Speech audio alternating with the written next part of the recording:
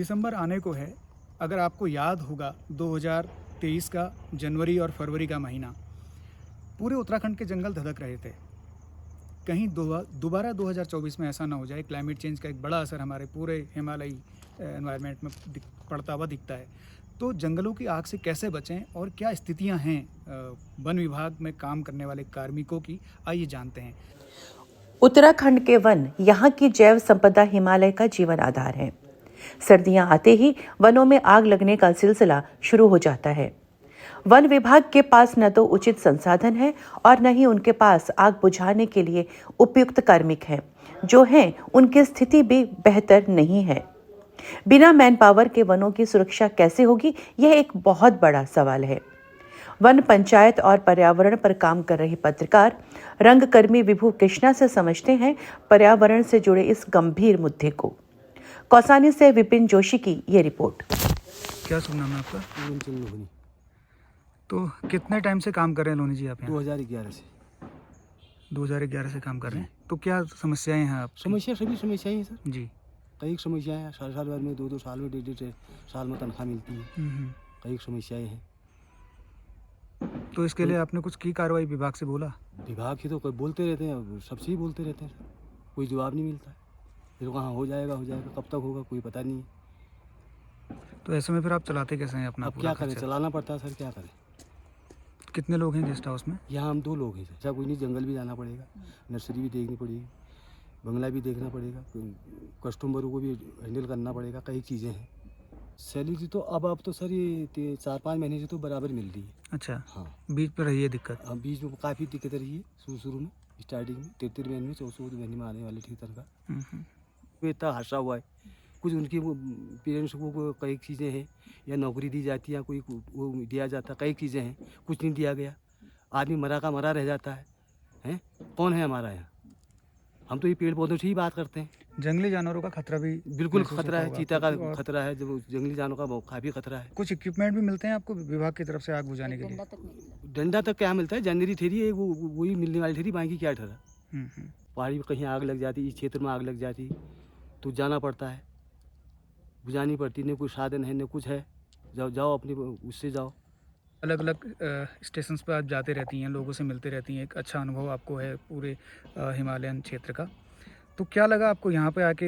जी नमस्कार। सबसे पहले तो वन विभाग के साथ काम करते हुए मुझे 10-12 साल हो गए हैं। मैं वन पंचायतों के साथ में भी काम कर रही हूँ और कार्मिकों के साथ में भी काम कर रही हूँ।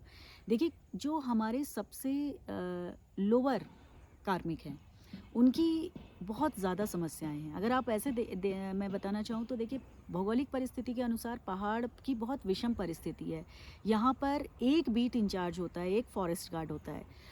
सुविधा के नाम पे उसको एक डंडा भी नहीं मिला होता है, और क्षेत्र उसका इतना बड़ा होता है, धार से लेके ऊंचाई तक आप देखेंगे पूरे उसमें आग। अब आग पहाड़ की एक बड़ी समस्या है जो टूरिज्म को भी प्रभावित करती है। हम न्यूज़ चैनल्स उसमें आग लग गई तो प्लेन्स का व्यक्ति इस चीज़ को नहीं समझता, वो डरा भयभीत हुआ रहता है।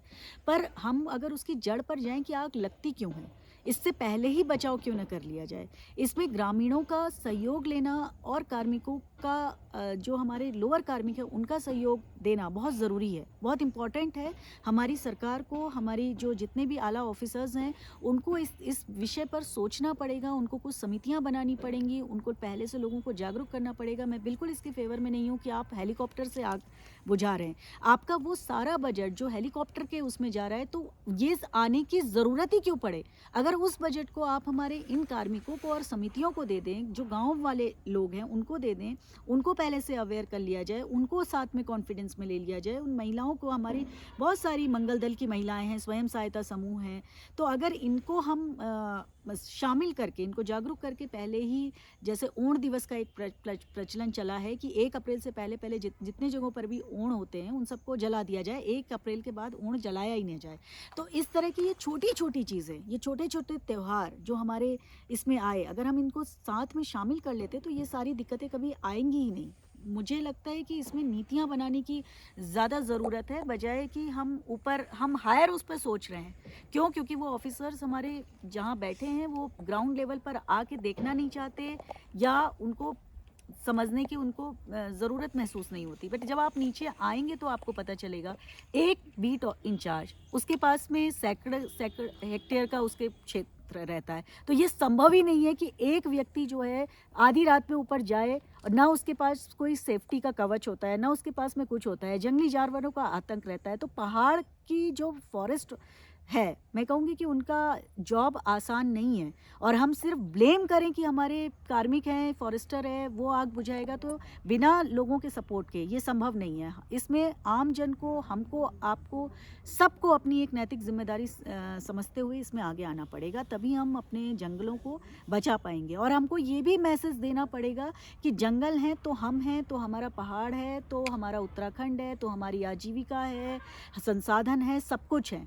सिर्फ पैसा, बजट, उन चीज़ों पे खर्च करने से हम, अगर ये सारी चीज़ ही नहीं रहेंगी तो यहाँ लोग ही नहीं रहेंगे, लोग नहीं रहेंगे, वन्य संरक्षण नहीं रहेगा, जो हमारी जैव संपदा है वो ही नहीं रहेगी, तो कल को कुछ भी नहीं बचेगा। बहुत ज़रूरी है हमें अपने वन्य जो जीव हैं, जो हमारी जैव विविधता है, उसको बचाने की।